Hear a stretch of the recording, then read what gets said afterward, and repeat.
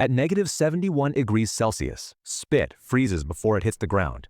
Your breath, it turns into ice crystals instantly. In Yakutsk, the coldest city on Earth, a zombie outbreak doesn't look like The Walking Dead. It doesn't look like a movie. A 30-year-old infected male stumbles out of a hospital. He takes 3 steps. His fluids, the water in his cells, it begins to crystallize. He slows down. His joints lock up. Within 90 seconds, he isn't a monster. He's a statue. Sounds easy, right? Sounds like the perfect place to hide. Well, spoiler alert, it's not. The cold will kill the zombies, sure. But in about 4 hours, it's going to kill you too. We've all heard the plan. If the apocalypse happens, I'm going north. Zombies can't survive the cold. And technically, you're right. They can't. Without body heat, a zombie is just a 180-pound popsicle. But here's the thing nobody talks about. The infrastructure. Yakutsk isn't a city. It's a machine designed to keep biology alive in space-like conditions. And when the people running that machine disappear, the city becomes a tomb. Today, we are running the simulation, surviving the undead at the literal ends of the earth. We're going to look at how the zombies freeze, why your tactical gear is actually a death sentence, and why the safest city on Earth is actually, well, a trap. But before we freeze to death, let's settle a debate. If you had to choose your apocalypse, would you rather face it in extreme heat, like the Sahara Desert, or extreme cold, like the Arctic?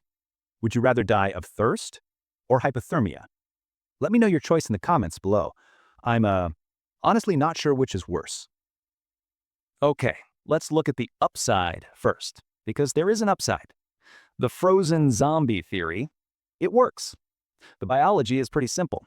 Zombies don't have a heartbeat. They don't pump warm blood. So, day 1, the outbreak hits. In a normal city, this is chaos, running, screaming, sirens. But in Yakutsk, it's quiet, eerily quiet. The moment an infected steps outside, the physics takes over. The fluid on their eyes freezes. They go blind almost instantly.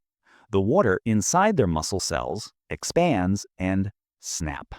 The cells burst. So, functionally, the enemy is gone. The streets are just filled with these frozen statues. You could walk right past them. You could tip them over. The horde isn't a threat anymore. It's just really creepy furniture.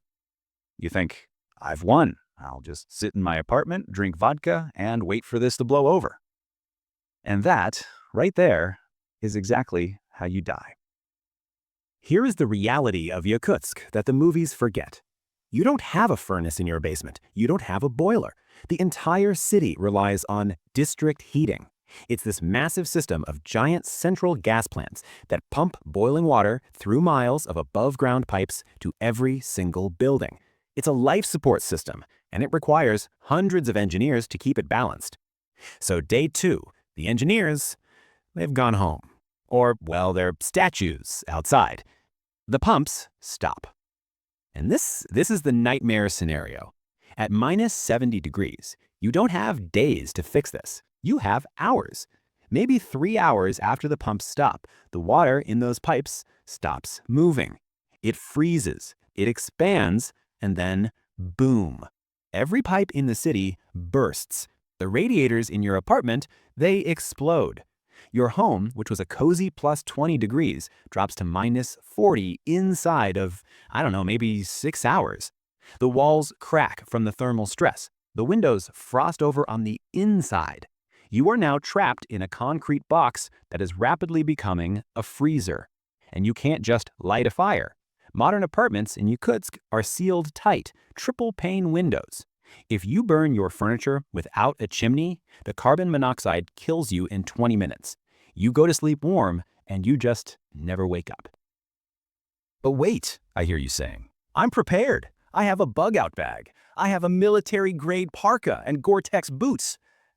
Yeah, about that. Your tactical gear? It sucks.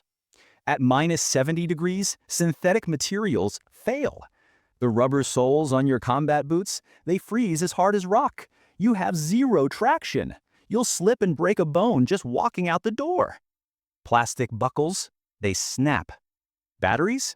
Your flashlight? Your GPS? Dead in 5 minutes. The chemistry just stops working.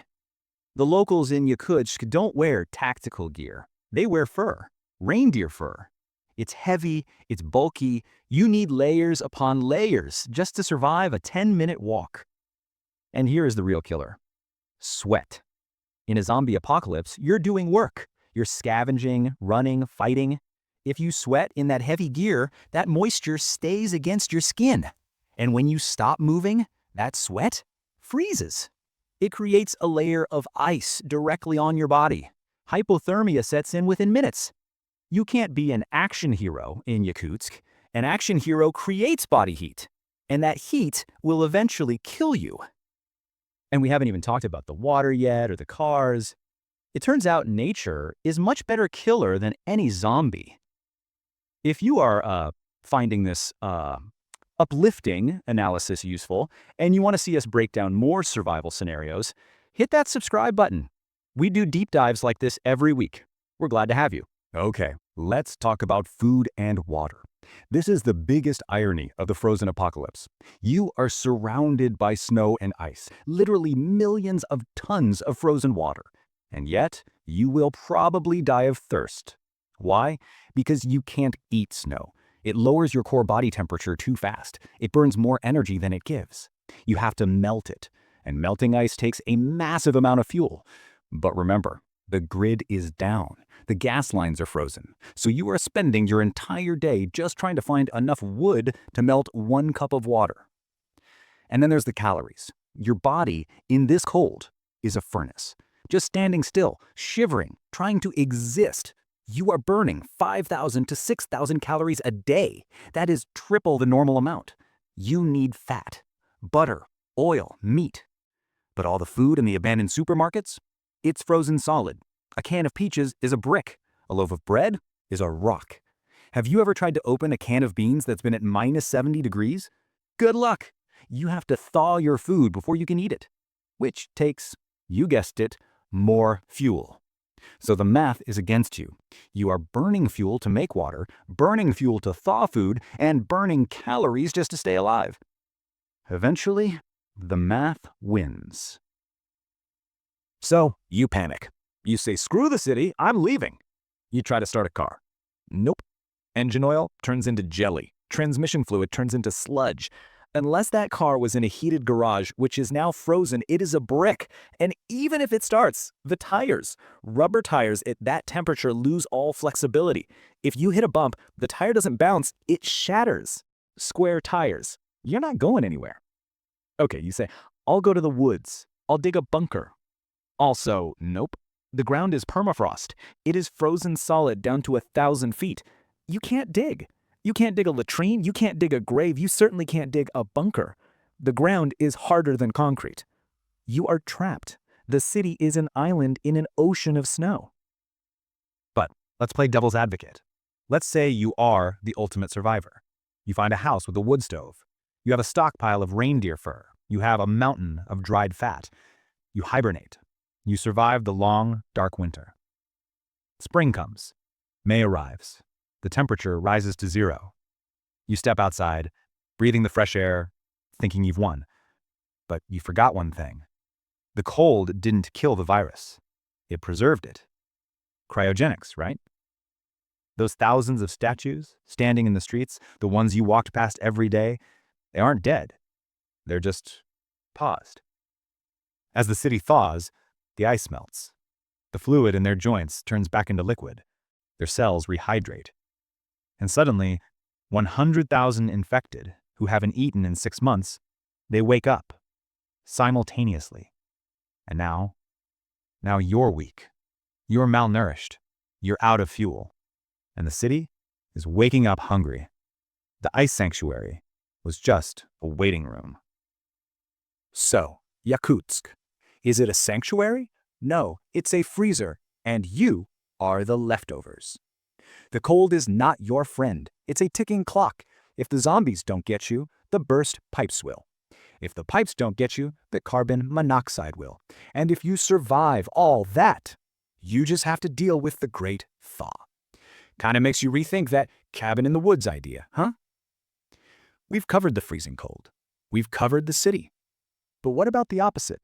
In the next video, we are breaking down surviving apocalypse in the warmest place on Earth. Make sure you're subscribed so you don't miss the boat. I'll see you in the next one. Stay warm.